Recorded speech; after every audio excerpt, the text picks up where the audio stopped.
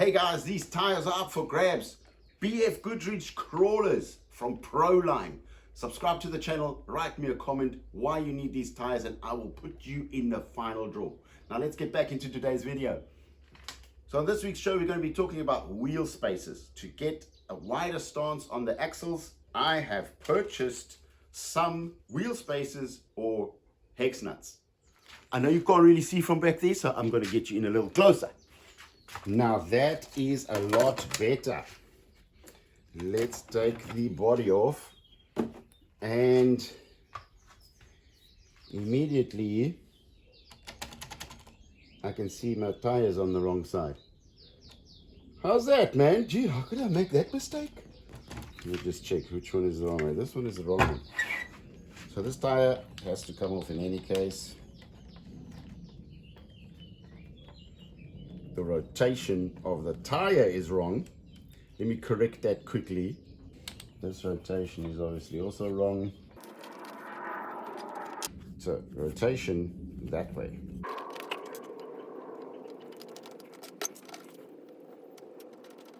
I mean, you can't run a test with tires being in the wrong rotation. Okay, let's get these guys out of the packet.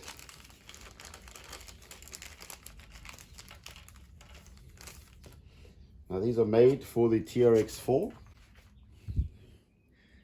and they are at first glance not very much bigger than the original, but these don't slide into the axle as far as the original. They sit a little bit more outside the axle or the mounting shaft. So let's quickly measure the distance of the wheels right now.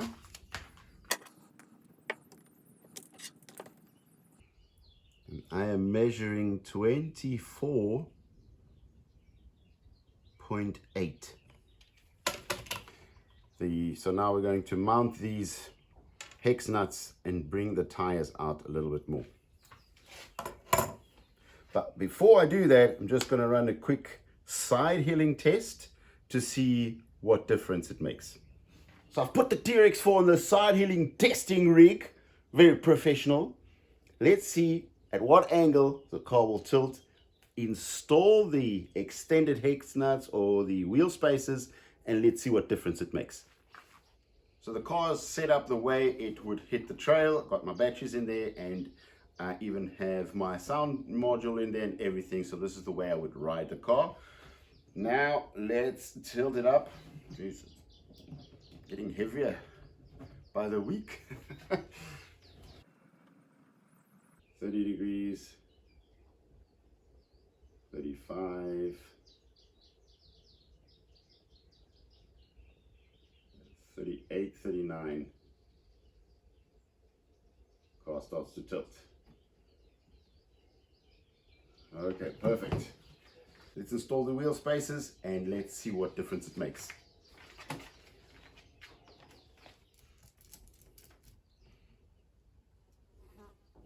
So taking the original out, there is a pin that goes straight through this shaft.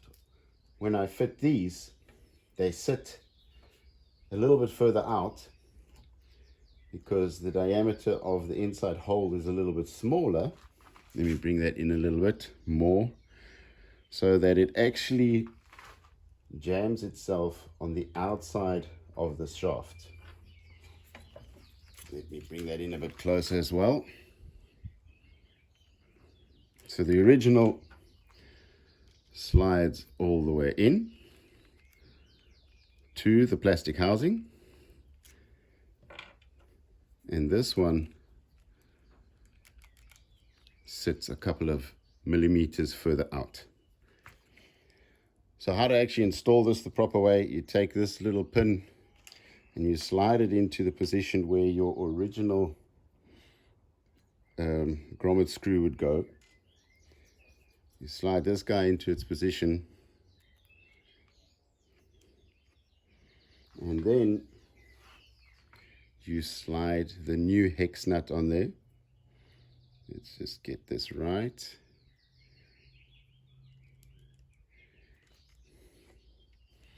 So that from the inside you can see, let me turn the wheel a little bit sideways. From the inside you can see that the shaft holds the hex nut. So there is no chance of this hex nut slipping. You don't need to tighten this too much, because in the end, the tire, let me just check if this is wrong. No, see, that's wrong direction, wrong rotation. This is right rotation. So in the end, the tire goes on here and actually holds the wheel spacer in place. So there's no real need to actually tighten this at all. It's just so that when you do take the wheel off, that the wheel spacer doesn't actually fly down, fall in the dirt, and you'll never find it again. So you just give it a little bit of a nudge to keep it in place while you're changing tires. Now the other thing is that this, let me take this off again. So this shaft is now a little bit shorter, meaning when you place your wheel on there, you only have a few windings where you catch your little bolt. So let me tighten this quickly, and then you can see the difference between the front wheels and the back wheels.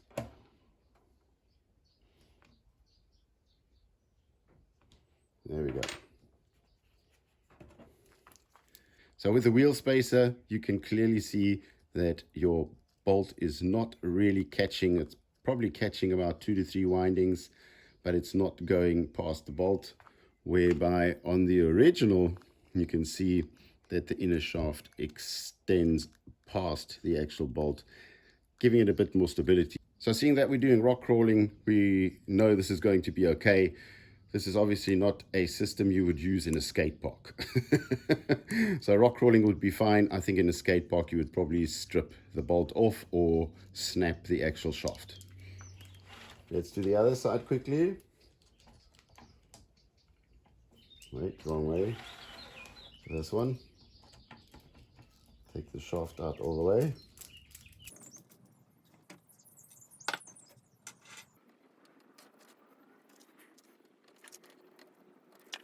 That's already it. Just slightly tighten the little grommet and then place the tire on.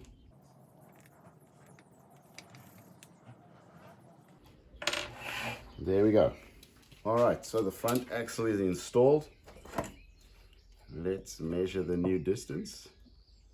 It was 24.8, now it is, hang on,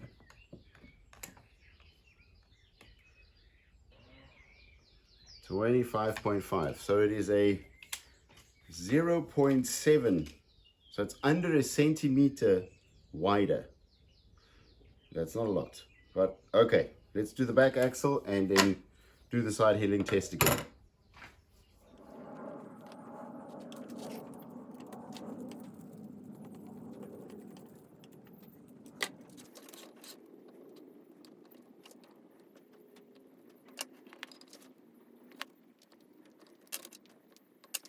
All right, let's put the body back on and let's see what difference it makes on the side heeling.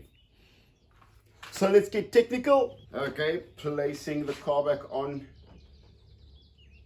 the side heeling rig. Making sure the tires are notched in this little groove. So the wheels are now 0.7 wider. So it's 7 millimeters to be exact. 7 millimeters on a wider stance than before. So let's test what difference that 7 millimeters makes. And the car is obviously set up exactly the same. 35,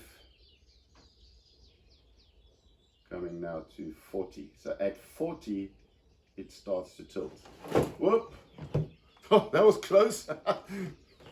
So previously we were at 38 and now it's at 40 degrees. So the way this car is set up right now, the way the battery is placed, the way the sound box is in there, the DSS Dual Plus, and I'm on full droop. I've got a very, very soft suspension at the moment, so the body does tilt a little bit. So the way this, or the difference that this made on this particular car is 2 degrees. That is it. Now, if you're out on a trail, 2 degrees might just get you a little bit of an edge. by not rolling over? I do not know. But while you're moving, the car does bounce around or just move a little bit. I do not think you're going to notice this. Plus, the other reason why I don't like them is they don't tuck in properly. They're sitting on the outside of the shaft, and there where the weak point of the shaft is, where the hole goes through the actual shaft, that is a weak point. So now you're putting more strain on the outside of that shaft. Rock crawling, I'm sure it'll be fine, 100%. Rolling down a hill, bashing the wheels on corners and stuff, I do not know how that's going to influence the vehicle or the breakage of the vehicle. But one thing I do know, you go bashing with this setup, you're going to damage it 100%. So one thing left to do, I'm going to take it out on the trail, take it up an obstacle that I drive a lot, that I know the obstacle very well, and let's see if I feel a difference. If I don't feel a difference, I'm just going to change it again. Well, first, I've got to clean up my track. Can't even see it.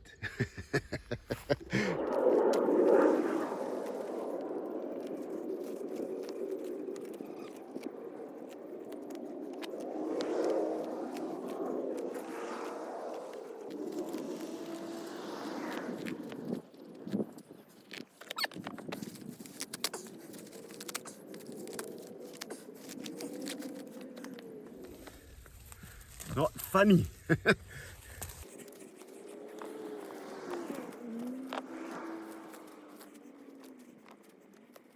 I think I need to talk to a local shepherd, get all his yaks in here and goats and everything, clean up this place.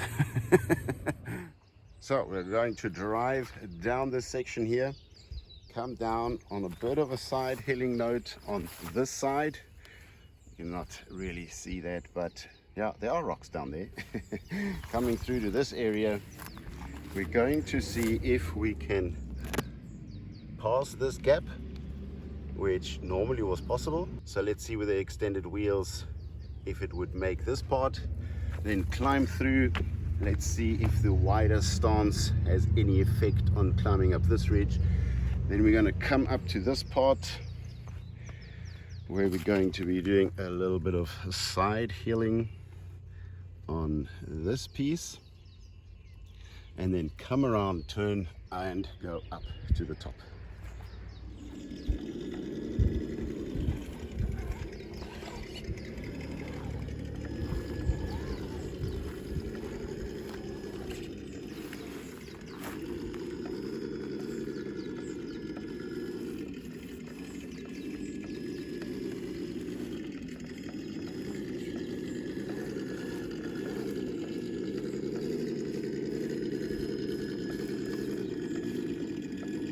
Articulation is working quite well on the axles. The wider stance, or the grass is keeping the car up, I don't know.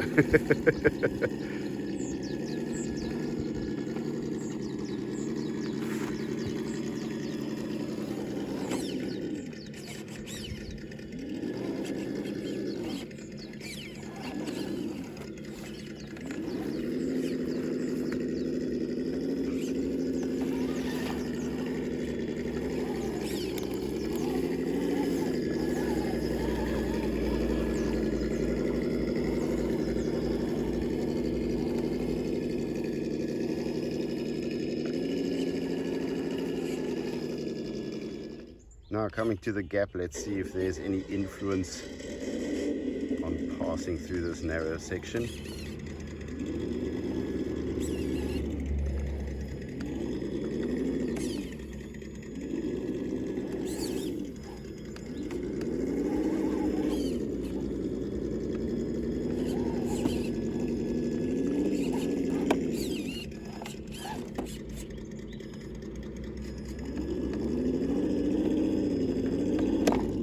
Kind of have this issue now where the tires are like battling to pass through the gap.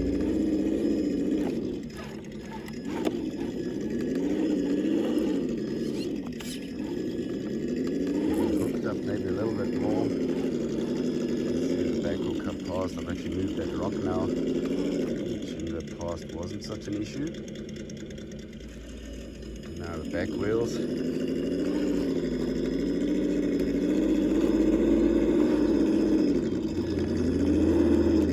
They seem to be having a bit of a problem now.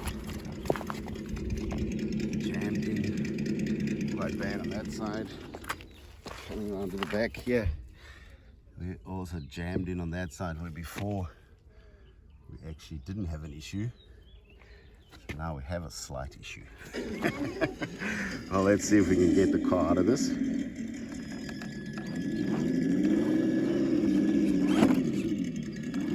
Yeah, well, you can push through. Good sign. Whoa.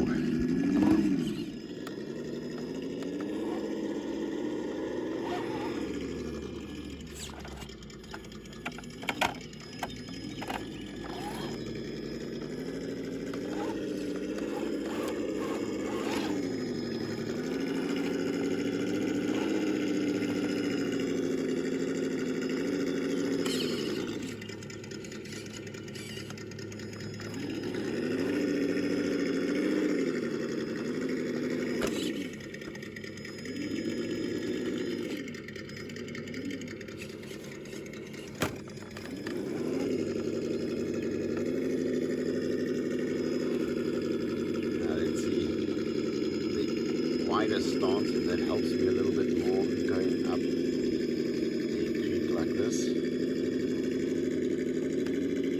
That seems to be better. Actually quite a big difference.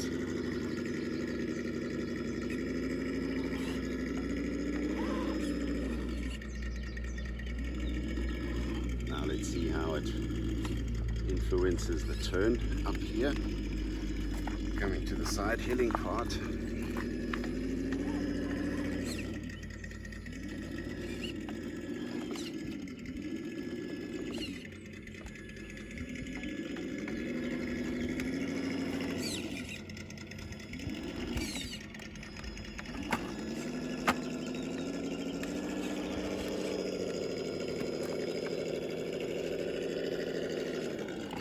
Okay, here we go. Hang on, saved it. Pushing through. Tire will drop now.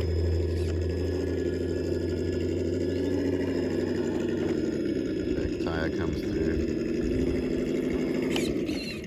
In this section there is no difference. There's also not a lot of side hilling. Oh, I just needed to catch the car quickly before she rolls down.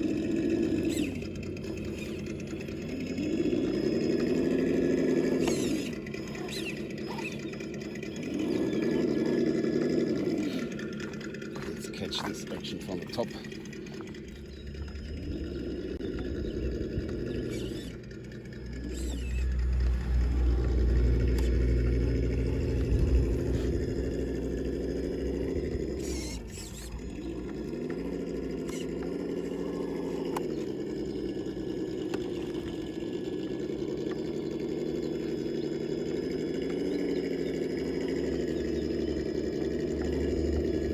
Seems a bit steadier. Although it's not a lot. Just seem a bit steadier on the side hitting.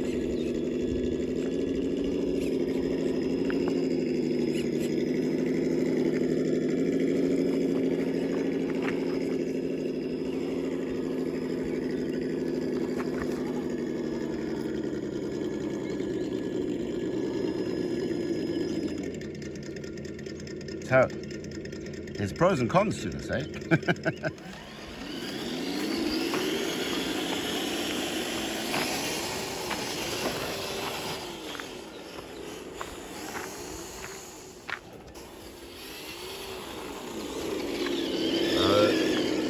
I do seem to have a little bit more control in cornering on high-speed runs.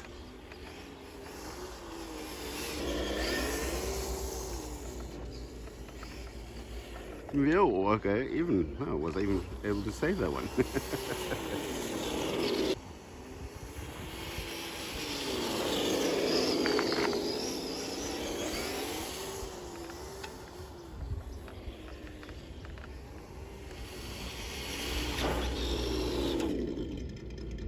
So yeah, doing high-speed runs is definitely a difference. So it handles better in the corners, and even if it does tilt, I was able to save it there. I don't know if I can do that again.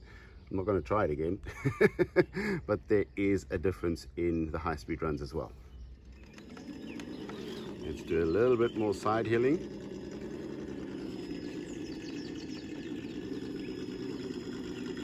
See how controllable it is.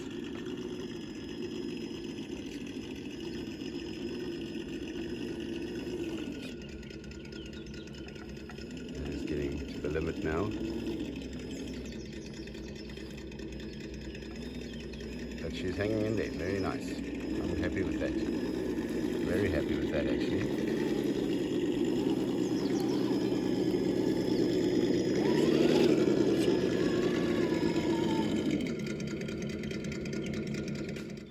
And we're back in the shed, and we've got some pros and cons, but there are more pros than cons. So the only two things that were negative about it was, number one, that the tire comes out a bit more and you have very little thread to thread on the bolt that keeps the wheel on. So that's probably only holding about two windings, which is not really enough. So there you would probably have to get some longer shafts. And the other thing was, when you're traveling through a tight canyon where you've got big boulders on the sides, that did not really go well. So high speed run going through the V-notch was a lot better. Side hilling, although it's only 2 degrees, I didn't think I'd notice it, but I do notice it. It is a difference, and you can actually drive the car. You have to drive it very carefully if you do get to the limit. But once you actually get there, you notice, okay, well, I'm still standing, you know, haven't fallen over yet.